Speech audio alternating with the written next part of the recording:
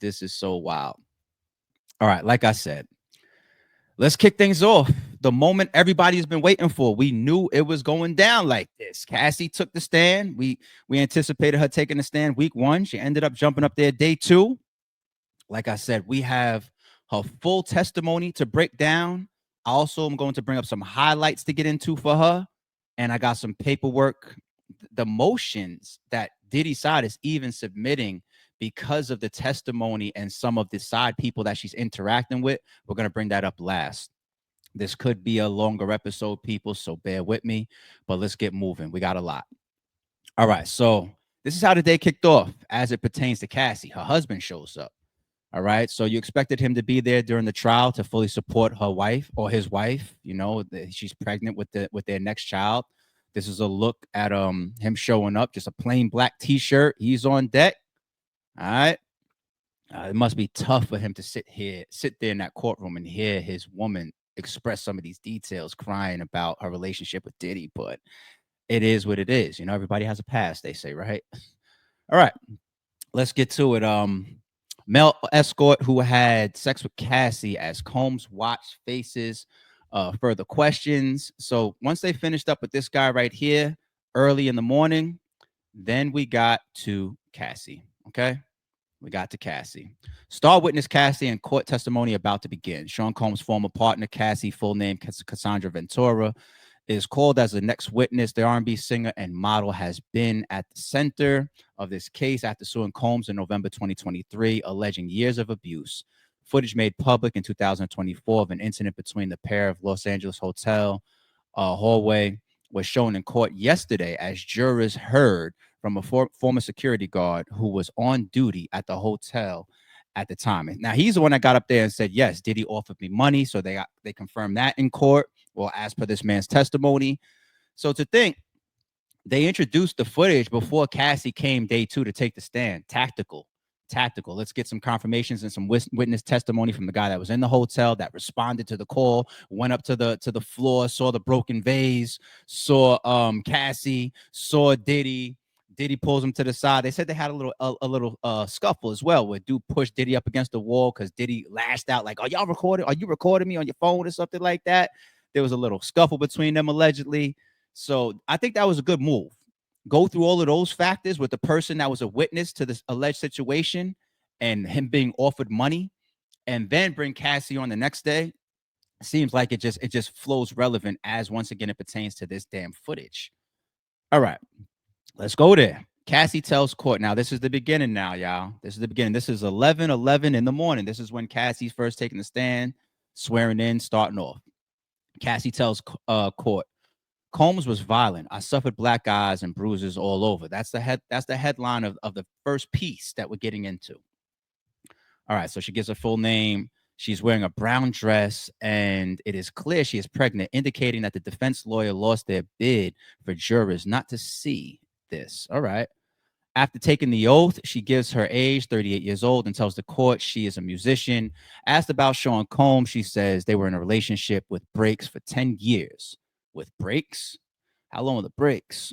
Prosecutor Emily Johnson asks Cassie if she and Combs had arguments. She tells the court there were frequent violent arguments and that Combs would knock her over, drag her, and kick her. Asked if she was ever injured, Cassie says she suffered a black eye, red eyes, and bruises all over my body. Wow. So the lawyer started out with just arguments. I guess she was just trying to build up the momentum. Like you start with arguments, you start with then you go to scuffles, then you go with full all out fights, then you go to eventually being dragged. You build it up. Cassie's answer though just went straight to it. She's like, nah, like red eyes, black eyes, this drag. Well, so we see what they're doing. All right. Cassie describes freak offs. I was 22 at the time and my stomach churned. So this is almost like only 10, 15 minutes to her being in the stand. They start getting into the freak offs. Okay.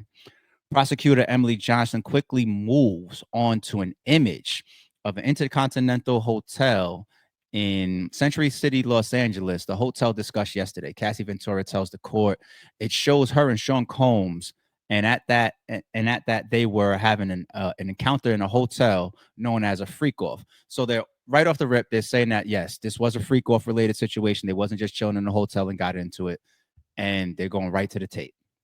Right to the tape. Okay. As how she knew about the freak off was Cassie says Combs proposed a sexual encounter with a third party during the first year of their relationship. Oh, so she's saying that Combs was coming, or Diddy was coming to her off the rip, trying to convert her into this freak off person. Okay. She was 22 at the time. The court hears, and she says her stomach churned. Miss Ventura says she was confused and nervous, but also loved Combs and wanted to make him happy. It came to a point where she felt like she didn't have a choice, she said. So before you get to the point of feeling like you don't have a choice, women out there, you got to be careful. Now I understand 22 is an impressionable age, so I think it's good for the prosecution to do that. How old were you at the time? I was only 22, and I'm with this megastar Diddy, who's significantly older than her at the time, right? And it's like when the freak was first introduced to me, my stomach churned, but I wanted to make him happy. Ladies, early in a relationship is probably where you have the most flexibility. A man is still trying to figure you out. He's still trying to figure out what he can and what he cannot get away with. Okay. Now, those are the times, and the same thing goes on the fella side.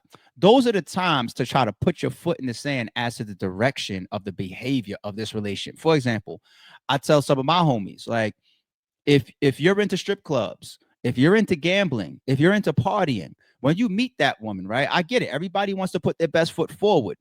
But if you OD trying to hide the fact that you go to the strip club every week, a year in, 2 years in, after you've been hiding it and it's time to roll out and you want to go have a good time and you start getting frustrated, like, damn, I can't do nothing. She's never seen that in you. Now you want to bring it into the table, strip clubs. Now she's gonna think that shit, you doing this because maybe there's something lacking in our relationship. Nah, I was doing this before you, but you never matured your relationship like that. Same thing with gambling or partying. You got to bring that stuff. You could bring it in subtle.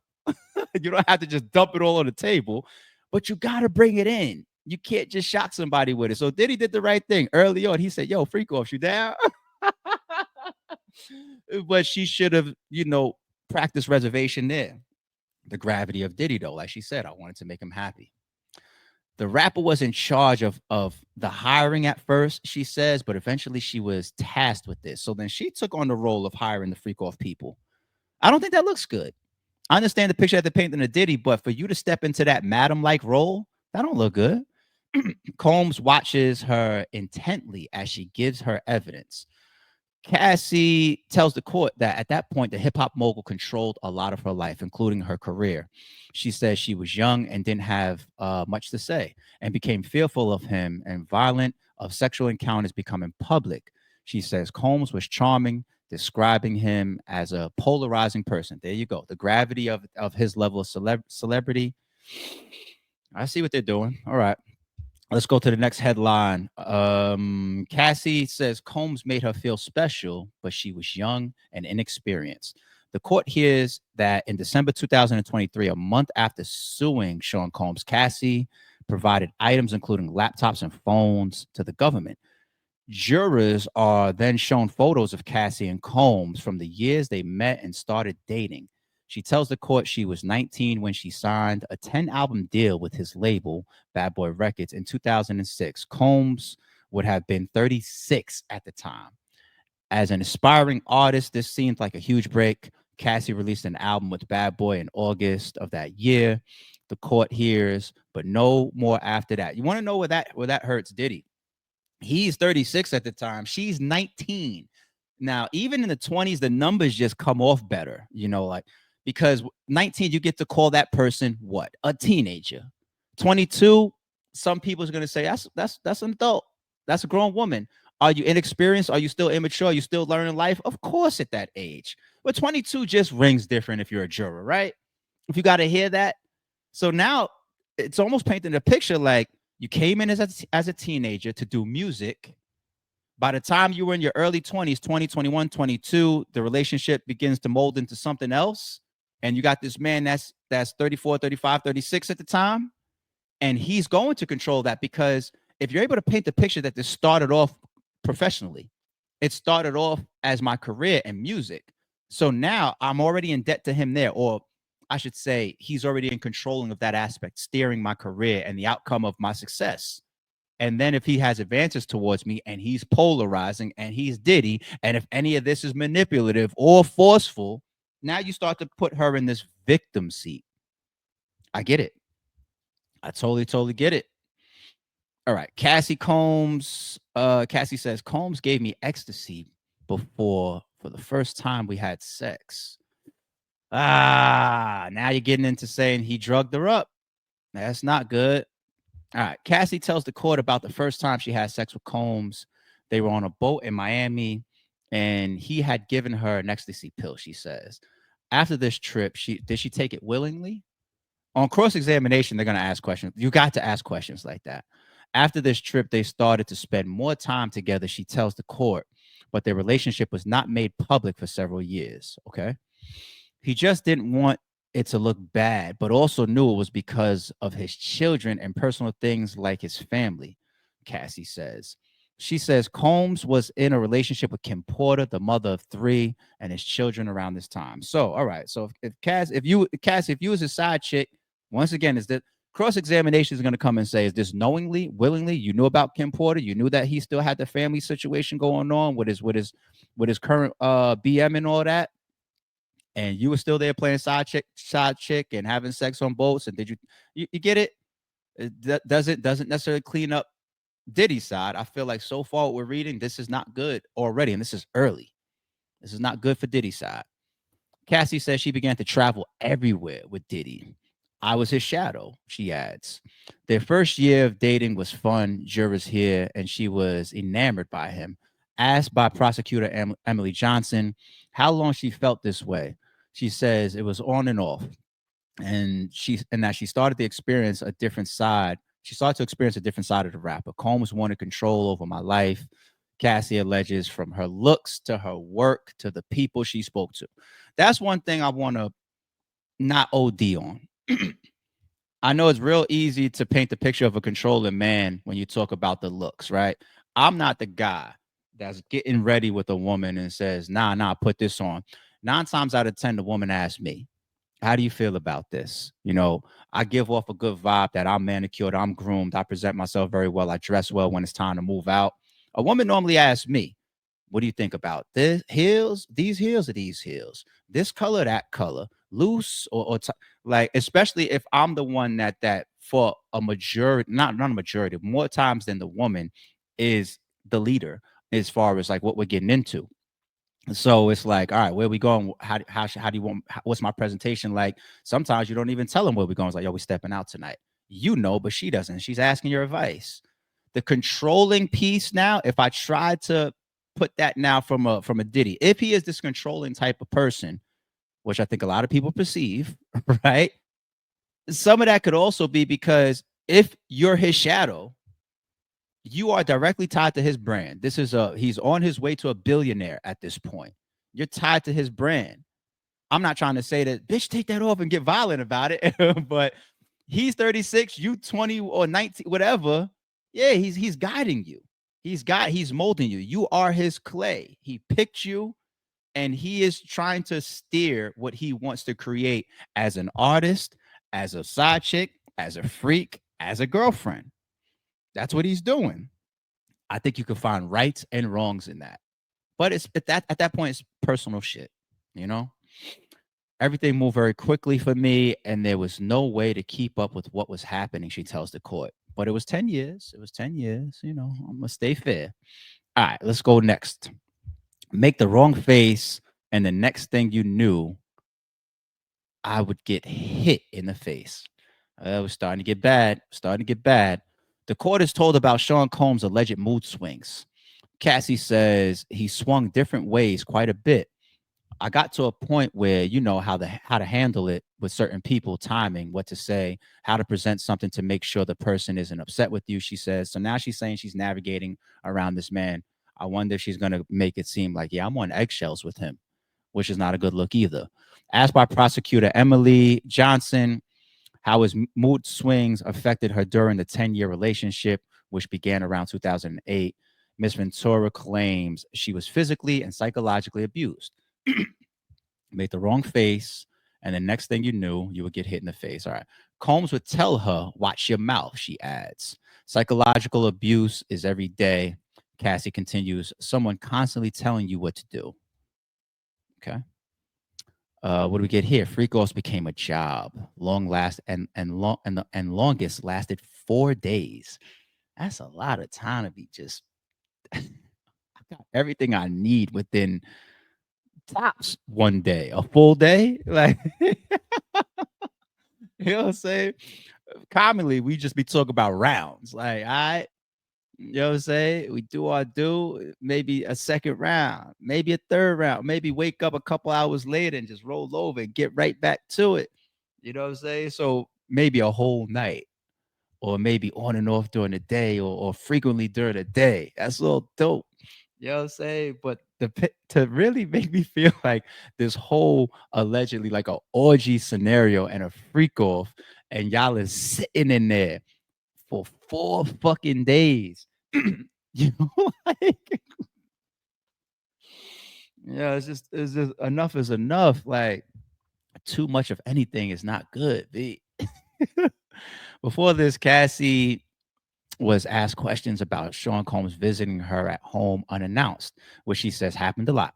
So she had her own place then. Okay. Asked how she would feel about this, she told jurors it would depend on his mood. It was it was a stomach and knots moment, she says, as she didn't know what was going to come of the visit. She also talked about the freak offs again, saying they became a job and there was no space to do anything else. Damn. Is that not at the point where you're a sex slave if it becomes a job? Allegedly? Everything as far as my opinions that I insert during this stream, people, is allegedly, okay? She said they involved taking drugs and drinking and having sex with strangers, and that the longest lasted 4 days. Staying out for days on end, taking drugs and drinking, having sex with strangers. She said they would be 36, 48, 72 hours, the longest one, 4 days. Cassie said she recorded hundreds of songs despite only releasing one studio album and one mixtape. The freak offs took priority over her music career, she said. Yo, fucking recording the songs, yo. We got this freak off tonight. She trying to go to the studio, allegedly. Oh man. All right. Sean decided I could not release another album, she told the court. After the break, Cassie will continue her evidence from 6 p.m. UK time. How do y'all feel about that? How do y'all feel about the the the music stopping, but you still continuing to be in such a what a lot of women, not all women, a lot of women, well, some women, maybe I'll try to be even more fair, is going to consider a prestigious position. A lot of people want to get next to the man, right? Because he presses a button, your album comes out. He presses a button, you're in this elaborate studio. He presses a button, you're sitting next to a Grammy winning producer. Or you stepping out, you got these lavish trips all the time. Like there's gonna be trade-offs. Anybody ever see the movie Enough with Jennifer Lopez? Remember the scene where he was going out and he told you, Art Imitates Life. He told Jennifer Lopez in that scene, I think it was in the kitchen. He's like, this is what comes with it. Yeah, you got the beautiful house, you got the luxury cars, you get the money, you side by side with me, you get all of this, but there's a trade-off. I might go out, I might cheat on you, I might do this, I might do that, I might get upset, I might want you in a freak off, you might get verbally abused, I might have to slap you every once in a while. And that's where I think there's gonna be men in the world during this case that's gonna still look at Cassie and say, did you choose to accept the good with the bad of being next to Diddy, being Diddy's girlfriend, being Diddy with to her own testimony shadow? Doesn't mean I'm justifying his actions. I mean, you give any woman the option, she's gonna say, I just want a regular relationship. If it happens to be with Diddy, just subtract the slapping and the freak offs and the verbal abuse and the black eyes. So that's me being fair. But how many women is in that situation of enough? They don't know where they're nigga. Right now, there's women right now in a very, very elaborate situation, living in some mansion, and they have no fucking clue where their husband or their man is at. Right now, places in the world. Right? And they turn a blind eye. Let's be real. Let's be real. So where do y'all stand with that? Drop a comment. Okay, now when they pick things back up, a look inside the room with court sketches of Cassie and Diddy. Let's take a look at the picture real quick. Let's take a look at the picture real quick. Yeah, so this is her swearing in. You got a picture of did he really do the heart symbol? He better not have did it to her. He better not have did the heart symbol to her. So if he did that heart symbol to her as she was swearing in, if I was a husband and seen that, I know he ain't do that heart symbol to her. Why they put that picture in this piece here? I ain't gonna over speculate. All right, I look inside the room with court sketches of Cassie and Diddy. While the court is on lunch break, we can bring you some sketches. Oh, okay, all right, all right, good, all right. That's just a point where they're at break and they're updating this particular article or blog, this continuous coverage with the pictures. Thank God. All right, scene outside of the court. Diddy's 6 children come and go. All right, so while they're on break, they're going over outside activity, looking at the family, looking at sketches. Cassie did not look at Combs. She walked to the witness stand. Today's proceedings should get underway shortly. Okay. I saw those reports. They're saying that they never made eye contact between the two the whole time, the whole day. Okay. All right, here we are. Court is back in session. Cassie, who was in a relationship with Sean Combs off and on for 10 years. Okay. Combs told Cassie she looked too Mexican. Okay, so now this is probably picking back up. She's back on the stand, back sworn in. All right, let's get into probably this sounds like some controlling stuff. Okay, prosecutor Emily Johnson asked Cassie Ventura if Sean Combs made comments about her physical appearance during their relationship. The former couple were together on and off for 10 years. She says comments range from her looking too Mexican to her hair looking bad. What do you want me to do with that? Cassie tells the court her nails needed to look a certain way. I don't care about that. That's yeah, I get it, painting the picture of being controlling. I'm just saying this is happening in a billion households. I don't like your nails like that, babe. I like when your hair is long. I don't like when it's short. I like it braided. I like it like this. That makeup got you looking, you know what I'm saying, of a different ethnicity. I don't know. Whatever. I mean, come on, man. Fellas, don't act like every once in a while you ain't directing your woman. Stop it. I'm skipping the rest of that one. Cassie. All right, here we go. Cassie guns came out here and there. I always felt it was a scare tactic. All right. Cassie recalls how Combs would sometimes take away her electronics, cars, and her possessions as a form of punishment. A grown woman getting punished is crazy.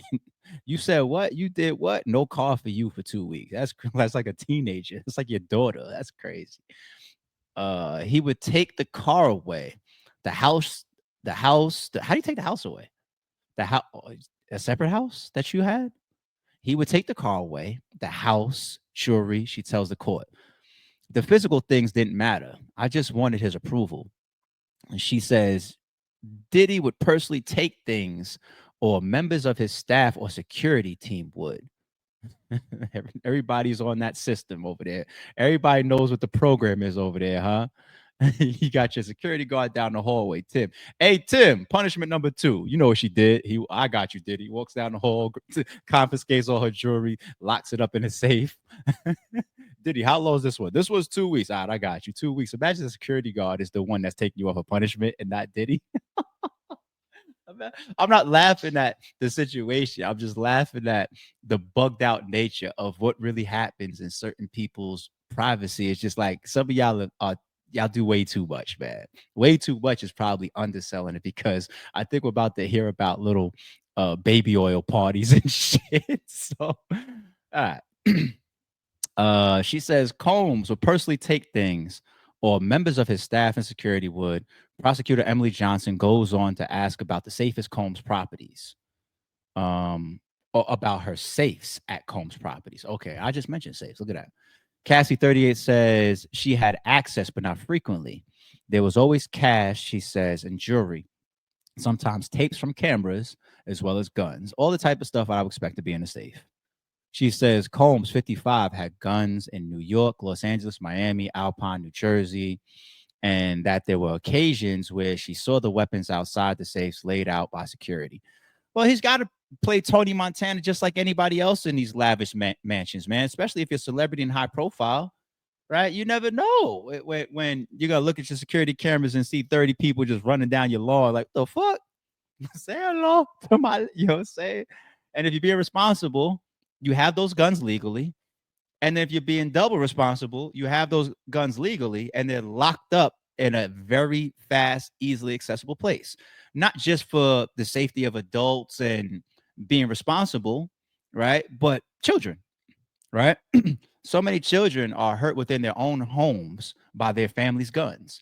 Or how many kids do we see pop up in the news? They done took mommy or daddy's gun to school and did some shit or got in trouble, right? So, if I'm on this juror, I'm listening to the details. The devil's in the details, but certain things to the average person that doesn't understand certain lifestyles, they're gonna fuck some of this interpretation up. But that's the job of being a juror. So what are you gonna do? Cassie describes an occasion when she handled one of Combs' guns, saying she was in downtown Los Angeles and high on mushrooms. She says she was handed a gun, told to hold in her bag, but was freaking out, worrying it would fire. The guns come out or came out here and there. I always felt it was a little bit of a scare tactic, she says. Okay. Cassie tells court she was awake the whole time, no sleep during long off, days long freak offs. All right, let's get to this. Prosecutor Emily Johnson returns to the freak offs that have come up throughout Sean Combs' trial. So if you're on the defense and if you're Diddy sitting there, when they stopped talking about the freak offs and they started getting into the guns and the punishments and whatnot, you probably was like, whoo, well, we're done with the freak offs. No, sir. You thought that was all the prosecution was going to discuss about the freak offs? Hell nah. All right. These were sexual encounters when Cassie had intercourse with male escorts. The court has heard and could last for several hours or even days. Cassie says Combs mentioned voyeurism. So what's a voyeur? A voyeur, to my understanding, is somebody that enjoys being watched, enjoys being seen naked and stuff like that, right? So voyeurism to her within the few months of their relationship, describing it as a fantasy to see her having sex with another man. He got right into the cuck stuff with her, huh? She tells the court the rapper taught her about swinging, the swinging lifestyle of switching partners. She says she was shocked at first, but did not want to upset him, so agreed to try it. The court hears again that she was 22 when Combs first proposed a freak off. Asked about the first escort they had to encounter with, Cassie says she does not know his name, but that he was paid to entertain, dance, and have sex with her. Her saying paid is important, right? Is that not the compounding of like the prostitution and the sex trafficking and the exchanging of monies needs to be a detail here. All right. She says she had been drinking and taking ecstasy and was wearing a masquerade mask and platform heels. He had you in the full swing of it. Did you enjoy it? Was you consenting? Cross is going to go crazy on all of this. I guess that's a good thing about a defendant. You get to go second. So you get to hear what the plaintiff is doing, then you get to counter. You get to see a witness take the stand, then you get to come back with your stuff and try to catch him up in lies. The burden of proof is on the prosecution. Okay. I was high, so I didn't feel much. She says, did this really happen to me? I didn't know what was going to happen after that. If we were going to do it more frequently, she said. I said yes to more.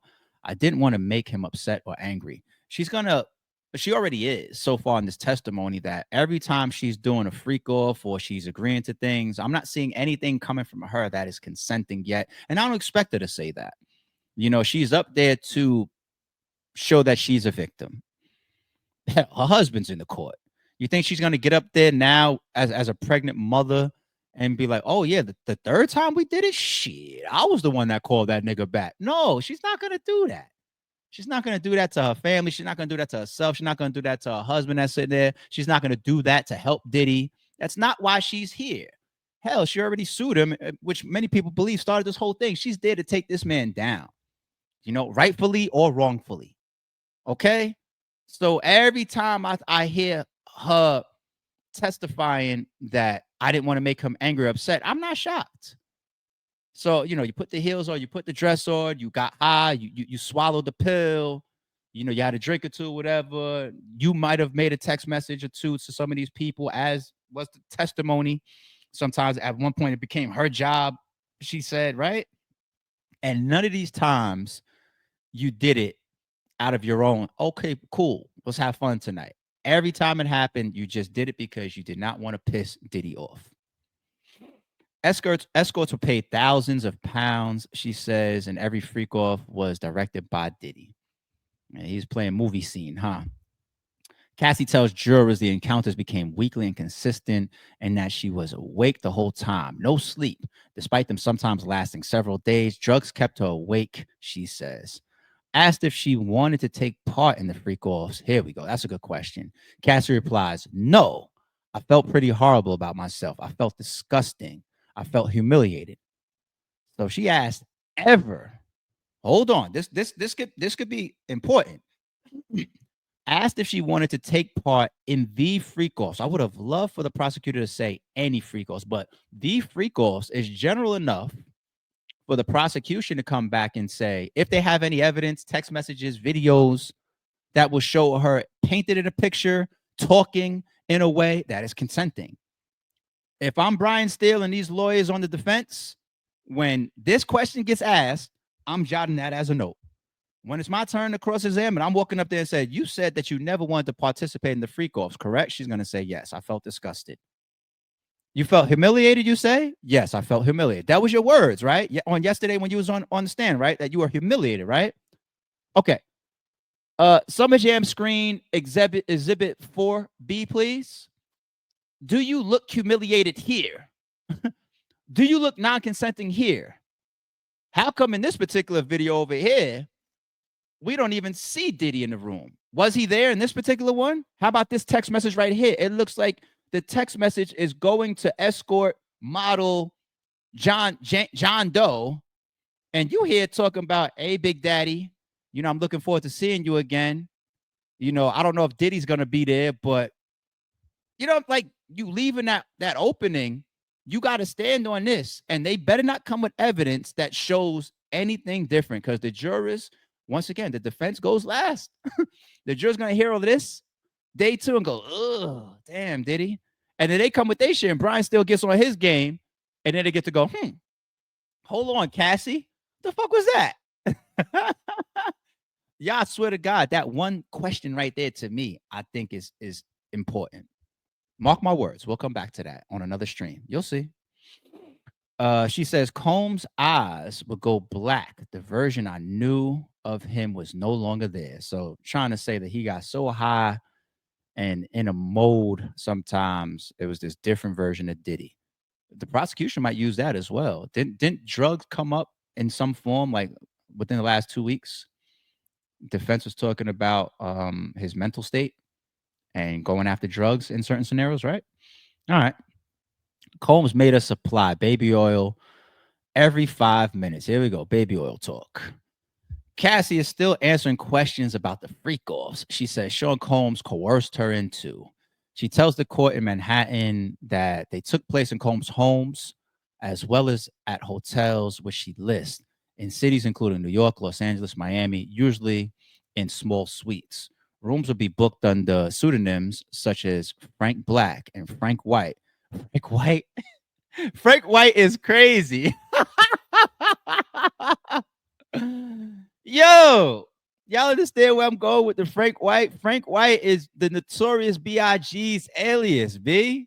We know it comes from the movie King of New York, but that's where Biggie got it from.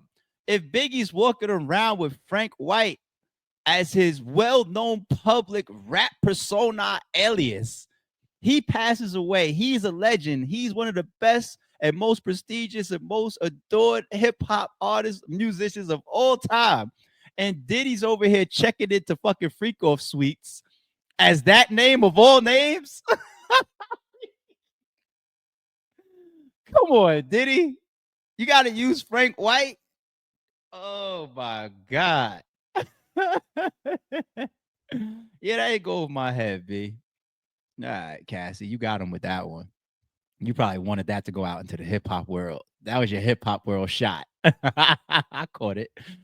Cassie goes on to talk about Combs' wishes to have baby oil at the freak offs and says staff would often bring them supplies of oil and also lubricant and condoms. She says Combs wanted baby oil to be heated with hot water and wanted it to be glistening. So we applied it every 5 minutes. I thought oil and water don't mix well. Baby oil and water, they don't mix well, right? The water would beat up, no? I ain't no pro in the field, but all right, whatever. The rapper choreographed the encounter, she says. Cassie describes one occasion at the hotel in Beverly Hills where she says there was a pool filled with baby oil. A pool? Diddy told her to get in, she says, but it was such a mess. However, she tells jurors if Sean wanted it to happen, that it was going to happen. I'd be worried about my private parts and all that. Of course, things are going to happen during sexual acts and intercourse, but if I got to sit in it for God knows how long, like, I'm not saying that's not going to cause a yeasty. Would it? I don't. Sooner or later, ladies, you got to put your foot down. Like, I ain't doing that shit. I don't mean to laugh because I know there's a lot of women out there that's so controlled that maybe they feel like they don't have an option. I'm here to tell you, ladies, you do. I don't know if you got to call 911. I don't know if you just have to find the strength in you to say, I'm leaving and I'm not fucking coming back. The same way this girl in Shannon's situation, allegedly.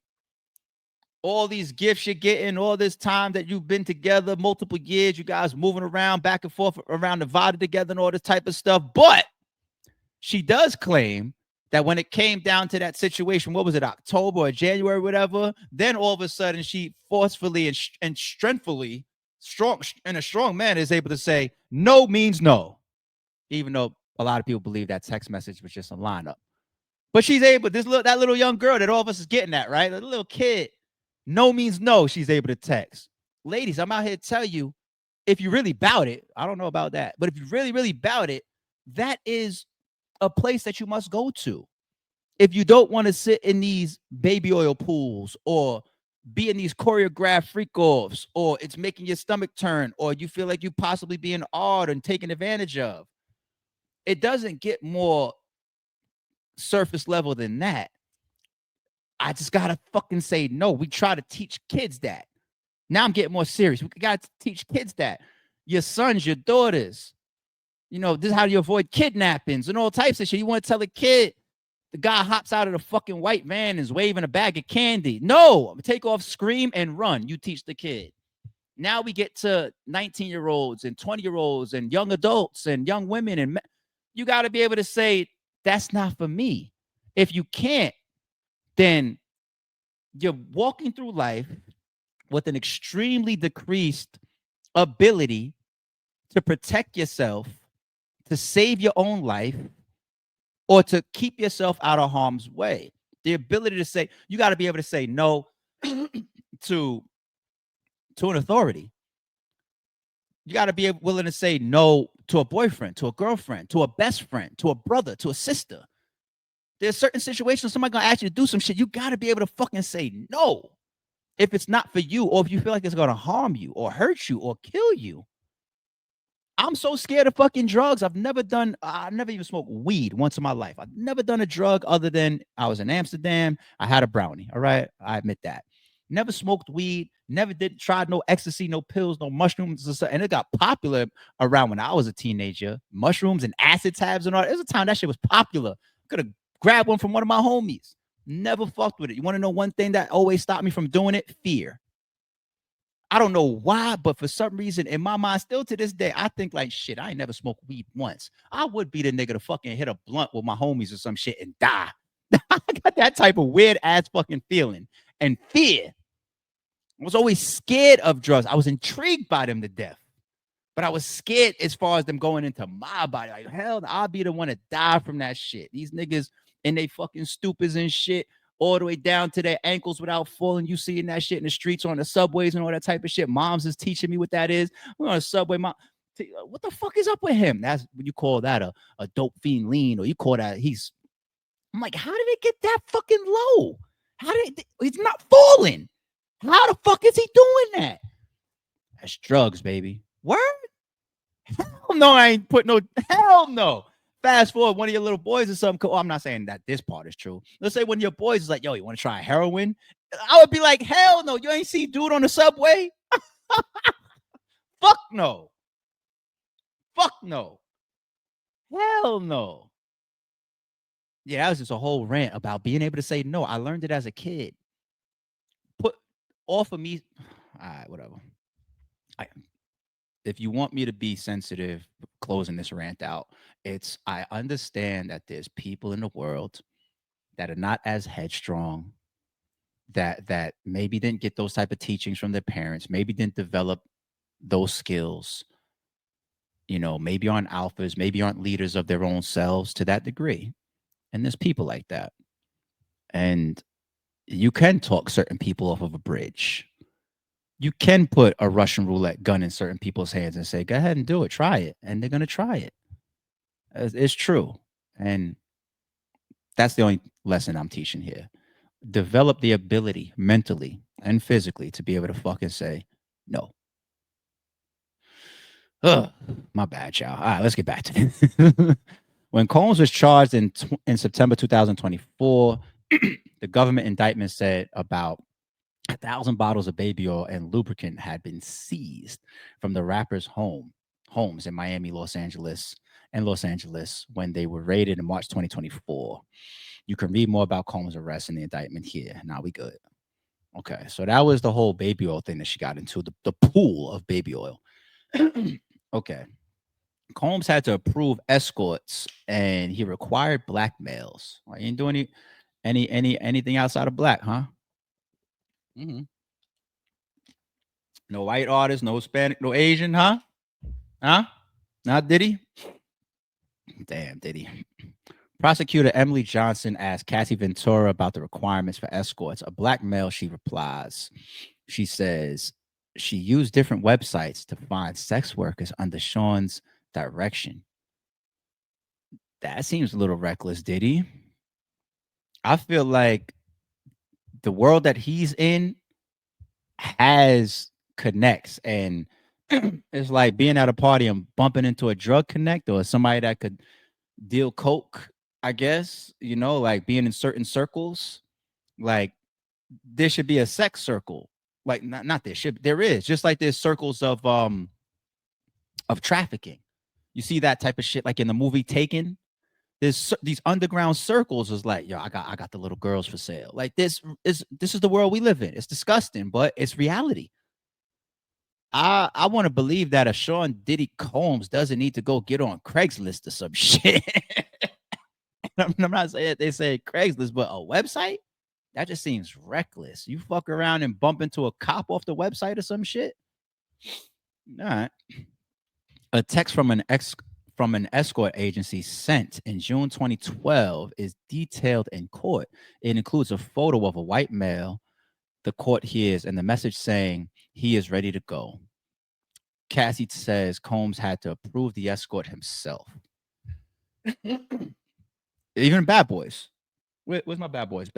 Can y'all see my Bad Boys? Hold on. All right, that's another reference for y'all. You see Bad Boys right here? Right? Bad Boys Part 1. Right? Wasn't there a madam? Dude that got away with the heist and he took he took a key of coke. He was high. He's in Al Capone's crib that he rented out. Right? He said he had some girls sent over to him, right? They ain't going no website. Whatever. All right. I showed the photos to Sean to see. Yeah, she's completely doing the job at this point. I showed the photos to Sean to see if he was interested. If he wasn't interested, I would tell them no and ask for someone else, she says. Sean had to approve. She tells the court she never contacted escorts independently, but would do so when the rapper asked her. She would tell them, this is my husband's fantasy. The court hears, and this is what I like to do to please him. Combs and Ventura were in an off and on relationship for about 10 years around 2007, 2008, but were not married. So yeah, she's just playing that role for him. Okay. I took marijuana, ketamine, and mushrooms during freak offs, Cassie tells the court. Escorts were typically paid between 1,500 and 6,000. The court hears. Cassie says she was not aware the situation might not be legal, which prompts an objection from the defense attorneys. Judge Aaron, I'm just going to always say his first name. I'm not even going to try to butcher his last. Tells the jury to disregard her comment concerning legality. Now, I always thought that that was bugged out. You could strike things from the record officially and legally, but lawyers do that shit all the time. They're gonna say something that they know might not be appropriate, but it's too late. The fucking jury can't unhear it. It's there, So yeah, they got that one off. It is what it is. The objection ain't gonna matter when it comes to them getting back into deliberation and making a fucking decision, guilty, not guilty, on these charges.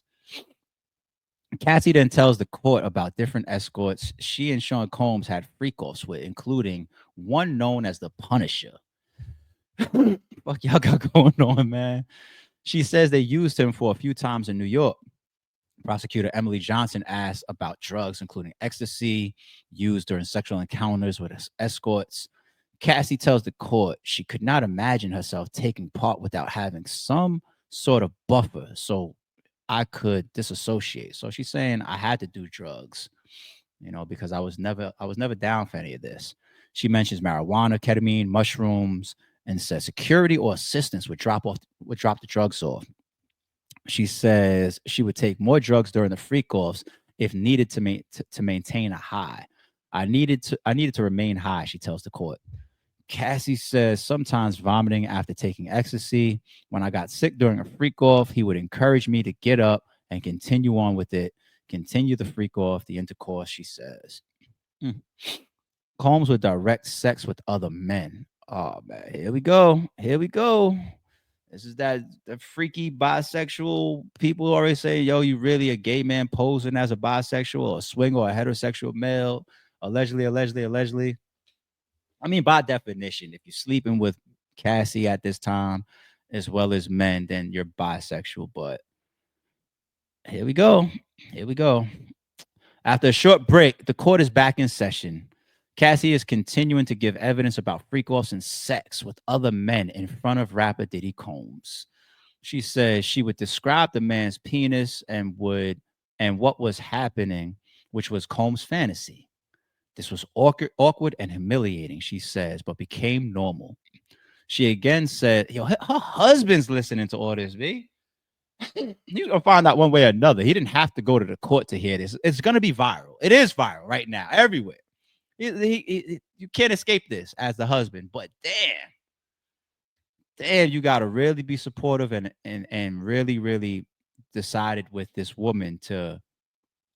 Once again, everybody has a past, but this past, if you meet a woman and you go on your first date, this would never happen. But if you go on your first date and you say, yeah, so you're not even really supposed to ask about no exes. Like if you do ask about exes, you should get some grounds established first. Like you should be a little bit deeper into your deep on your road. But you got some cornballs that'll do it day one, women and men. You'll sit down on your first date and so what's your body count? What? Oh, grow up. Like we just met. Like you know what I'm saying? But hypothetically, if you sit down with somebody, hold on, I hit my noise canceling button. You sit down with somebody day one and say, yo, so what's your background? Like, what are you into sexually, whatever? And she runs down all this type of shit. Keep it real. A lot of people's gonna run for the fucking hills. Some people are gonna be turned on by like, ooh, bet I want to try it with you then, right? But you definitely ain't wifing that. Somebody tells you they did all of this shit. A husband has the heel and he gotta be super. So shout out to him. He got his woman. He's happy where he's at. He's supporting his girl. But I could not. I'm not saying if I was with her. If you're with Cassie, you probably know a lot of this stuff behind the scenes, or she probably told you. Shit, we going to court next year. I think we need to sit down, have a conversation. Yeah, now I think about it, there's no way he's learning all this shit for the first time with her testifying. There's no fucking way. No fucking way. Because if so, he's having a rough time tonight. Last night was a nightmare for him. She again says it was Combs' fantasy to direct them sometimes, etc. So, okay. Here's a reminder. The charges Combs is facing: racketeering, conspiracy, 2 counts of sex trafficking by force, fraud, or coercion, 2 counts of transportation to engage in prostitution. He is potentially facing life in prison if convicted. Cassie frequently asks Combs to delete sex videos. Okay. The court is hearing about Sean Combs' recordings of freak offs. Cassie Ventura earlier said Combs would often watch her have sex with other men from a corner of the room, but sometimes would set up a FaceTime call so he could watch from another room. Oh, so there's times where he's not in the room. What are you getting off of FaceTime and all? Are you treating it like like you're watching a porno in the next room? FaceTime? I'm an open-minded guy, man. I done heard a lot in this world, but I done heard a lot and seen a lot. But you're directing or you're watching your girl with another man on your cuckold shit, but you're in the next room watching it on FaceTime? Or you just busy running around the house and you don't want to miss something. So while you over here, quick fake business call in your meeting room, you got the phone up right here, you're still watching Cassie or whatever. You couldn't just wait. Like, yo, we'll do it later. I gotta take this phone call. I don't know what the fuck is going on, man. This is wild. This is fucking wild. Now, prosecutor Emily Johnson asked her about freak offs being recorded. Okay. Miss Ventura says they were recorded on video cameras at first and later on phones and iPads. Yeah, technology.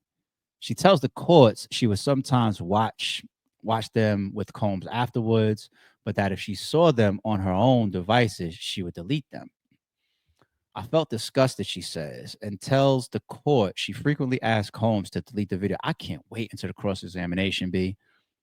She's gonna have to stand on all of this. Miss Johnson then asks her if she ever left a freak off. Yes, Cassie replies, telling the court she chose to leave an encounter at the Century City Hotel in Los Angeles, which was first spoken about in court yesterday. Is that the hotel of when he threw her around and kicked on her and all that? Is that it? Yeah, the Century City Hotel, right?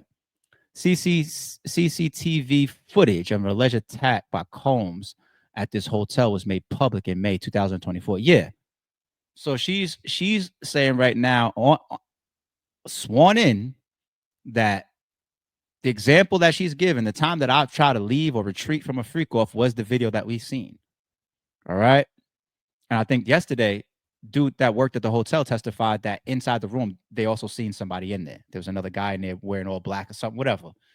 So once again, defense. If there's anything to counter that, you better be ready. I hope y'all listening closely. Hope y'all listening closely, because anything that counters it, she got to stand on that. She got to stand on that. All right. I got out, and Sean followed me to the hallway and grabbed me, shoved me to the ground, kicked me, and dragged me back to the hotel room, she tells the court.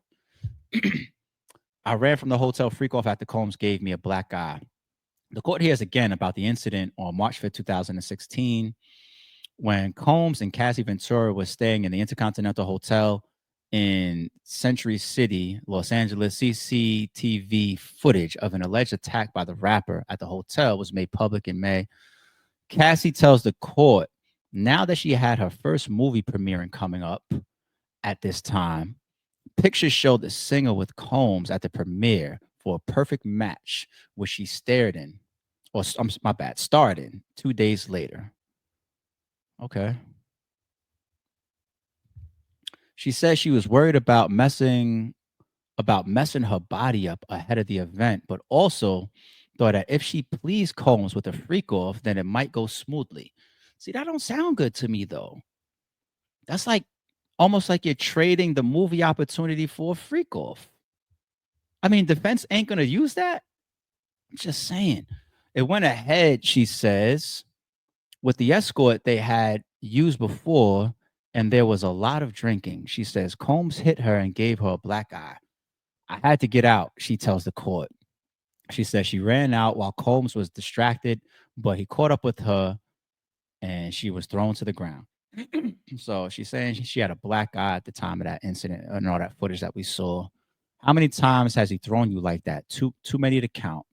Video footage of the alleged incident in the Intercontinental Hotel is played in court again. Oh, they did play it again when Cassie was there. How many times has he thrown you like that before? Prosecutor Emily Johnson asked. Too many to count, Cassie replies.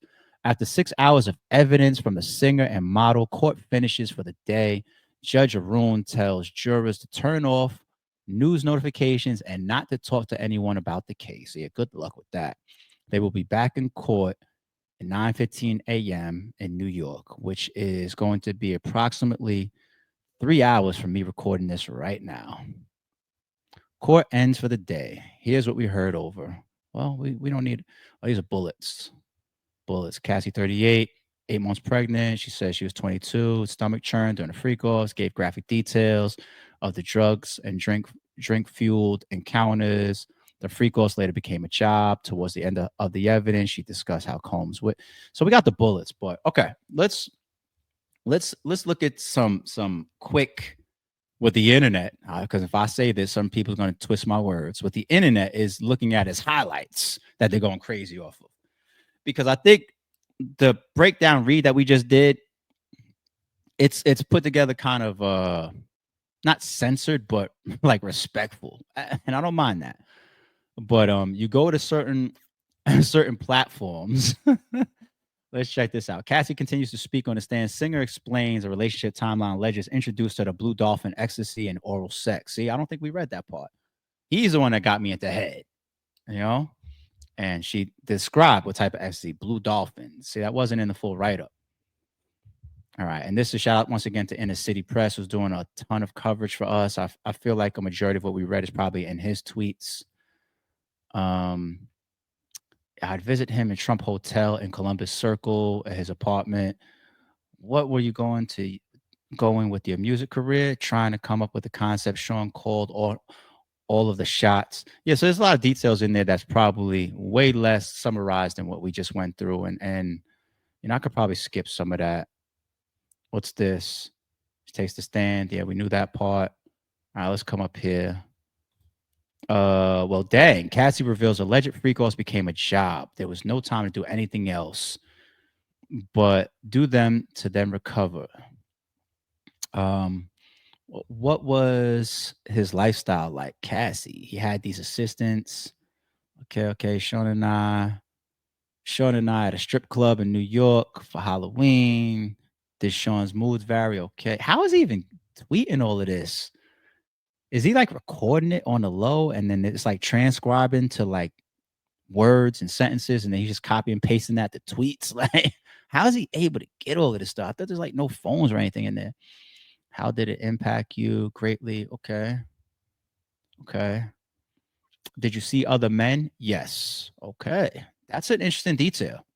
Did Sean see other women? Yes. He said, I'm Puff Daddy. I was insanely jealous. Did you move to LA with him? Yes. He wanted to be close to his kids who were there. Okay. Where did you live in LA? How tall was the building? I don't care about that. How many songs did you guys write while you was Sean? The freak offs became a job. How much time in your week would your freak offs take? The longest time? Okay. So all right, we saw that one. What else we got going on? Just some of the big highlight stuff. What's this one? Candle wax. Uh-oh. Cassie testifies that candle wax was poured on her body during alleged freak offs and that she was expected to do freak offs on her period. Ugh. The fuck? Freak offs on a period? I mean, everybody got to get looked at then. Cassie, Diddy, the persons involved, whoever you hired. Wow. We were just talking about Astroglide. Was it used lubricant? If you ran out, what? We call either the staff or the bell desk, give them a tip. Were the freak offs lit? Yo, the attorney asked if they were lit. Cassie says initially it was a candle strong smelling glade or the freak offs lit. Yeah. Oh, this is typed wrong or it's transcribed wrong. Lit. Yeah, I was like, the attorney asked him if they was lit. I think he's talking about if the candles is lit. All right. Any other use of candle wax? A few times poured on my body. Who set the temperature of the room? That's ain't nothing wrong with that. That's cool, right. Well, candle wax. Let me chill. Short. I was expected to do freak offs on my period. Did you want to do that? No. Ugh. Did you want to be? Oh, this is an important one. We heard these reports from day one. Did you want to be urinated on? Defense, objection. Judge, grounds. Defense, asked and answered. Judge, overruled. Asked and answered. Is it because it's phrased in a way as if it actually happened, which doesn't give Diddy the opportunity to come back and say it never happened? Because saying, did you want to be urinated is different than asking a question, were you urinated on? And if so, did you want it? Right? I see it. That's a good objection then, defense. Okay. I see what's going on. I'm keeping up. Cassie, no, I did not want it. Attorney, how did it feel? Cassie, it was disgusting. It was too much. I choked. No one could think I wanted it. So she just confirmed that they was pissing in her mouth. Should I say allegedly? Allegedly. She said she choked on it. Once again, her husband is there listening to this, B. He had to have been prepped. He definitely was prepped. Why were you choking? Too much. Yeah. Oh, all I need to go is to the next slide. Yeah, Cassie. Cassie. Her husband is hearing this, B. Why were you choking? Too much urine in my mouth. Who else urinated on you? Sean. Attorney, did you want Sean to urinate on you? I didn't want anyone to urinate on me. How often did it happen? Often enough. You could get sick from that, right? Like, ugh. I mean, urine is the body's waste. So you catch shit, you could get sick, you could choking on it, love, is one of your least concerns. Damn. Damn. Cassie continues. What's this one? Cassie continues to detail more alleged sexual acts between her and an escort. What would happen after escort finished on you? Finished on you? Nutted on you? He would want it put on my body in the next room. What? Did you do that? Cassie, I did. Where? Usually on his nipples. What? Wait, what? Attorney, did you want to do that? No. Wait, what? What's the caption of this? Oh, wow. Cassie continues to share more sexual acts that allegedly took place during the freak offs. Socialites, thoughts? Wait, what? Hold on. What am I missing?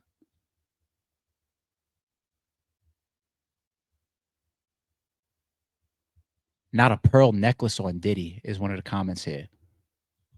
We're not talking about nut. This is humiliation on trial. We're not talking about nut. This is just the tip of the iceberg. We're not talking about nut with this testimony, Cassie. Hearing everything she went through, 30 million wasn't enough. He wanted semen. We are talking about nut here. Look at everybody's comments. Next level freak. We are talking about nut here.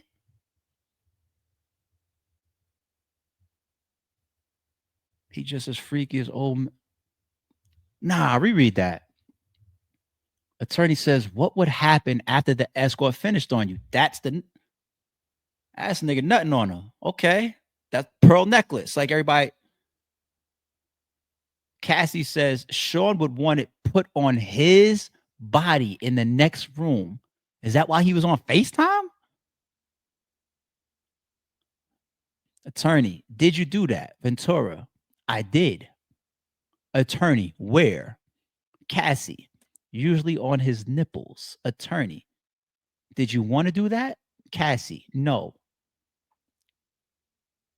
Are they describing here the escort would nut on Cassie? She will wipe it off for her. walk over to the next room and rub the nut on Diddy's nipples.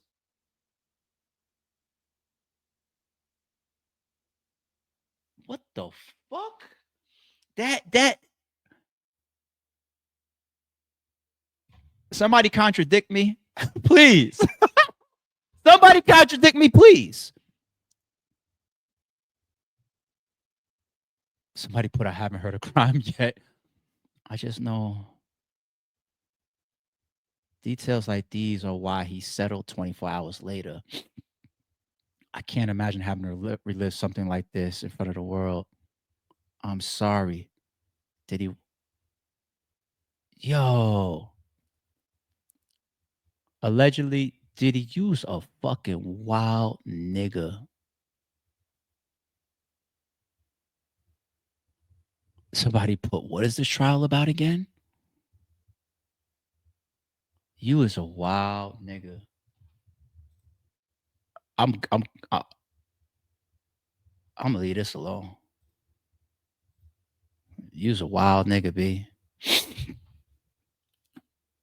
Okay, let's I told you I got a quick motion paperwork to pull up for y'all. Let me get my mind back on the right track. Ew, I gotta unsee that. I was trying to. The only reason my mind was because I was just like, "Am I reading this right?" But now that we didn't put it together of that testimony, I need to unsee that. Like, yo, wild ass nigga. Oh shit. All right, real quick. Closing out some of this Cassie stuff, people. Is this the last piece of stuff we got for Cassie? Yes, it is. So there's a motion that Diddy's team put in. I'll read some of it to you. We write in response to the government and Miss Ventura's counsel's letters concerning the proprietary of counseled consultations with witnesses while they are under cross-examination. Okay. And all of the risks identified there are amplified here. The court should order witnesses not to communicate with any third parties regarding their testimony, including their attorneys, while under cross-examination. All right. Let me just scroll down a little bit more. Here we go. Third, the government suggests witnesses will need emotional support from their counsel and advice concerning extremely sensitive subjects, such as the witnesses' descriptions of their own involvement in potentially illegal activity. Hey, man, if I answer like this, am I going to get some charges put on me if I say I'm doing these shrooms and this ecstasy and all that? Yeah, consult your lawyer. That's what they're there for, right? Protect you as well. But that is precisely the type of consultation that Perry suggests is likely to undermine the discovery of truth. The government's suggestion is not just to grant the witness an opportunity to regroup and regain a poise and sense of strategy, but to actively encourage it through coaching on the sidelines. That is why, in the Walters case, they're using a reference there, where the witnesses where the witness was a cooperator with stronger concerns about potential exposure to criminal liability than the alleged victim witnesses at issue here. The court still instructed the witness not to confer with counsel while under cross-examination. So, what Diddy's going for there? Hey, man, during these breaks or during these timeouts or step to the whatever's going on, we don't like that Cassie is having certain conversations or talking to possibly to other witnesses or certain deep being discussed because I get it. You know, being coached into you getting up there and saying, like, imagine you feel like when you confer, instead of it being the emotional support or making sure that you're not about to say something that's going to jeopardize your own freedom, instead you're getting down there and saying, all right, now I'm about to lob you this question. I'm about to ask you about when he was in the next room on FaceTime, right? Don't forget to say, Shorty, don't forget to say you was forced and he's the one that made you make the call and all of it. Like being coached, which what do you want from a witness? You want a witness to get up there and give their perspective, their truth, and what they determine their reality. You don't want to hear what the lawyer is telling you to tell you, right? Now that's happening behind the scenes. You're going to get coached. You're going to get people to tell you like, yo, be careful saying this and saying that. But in the midst of all of this, Diddy's people, they calling that out. Like, yo, we got to be careful with this. And defense wise, you need to pull at anything that can help you. We just read a lot. But when it comes to Diddy, I don't know, man. I almost went live yesterday afternoon, kind of like a breaking news to really get into all of Cassie's stuff. But we'll see. We'll see. Drop me a comment. Let me know if you like how we broke it down today. I'm over an hour plus in, all Cassie for the most part. So I feel like if you just watch this video and you follow the Sorry It's True podcast, when it comes to Cassie's testimony, you are fully up to speed. And then some. All right. All right, let's move on.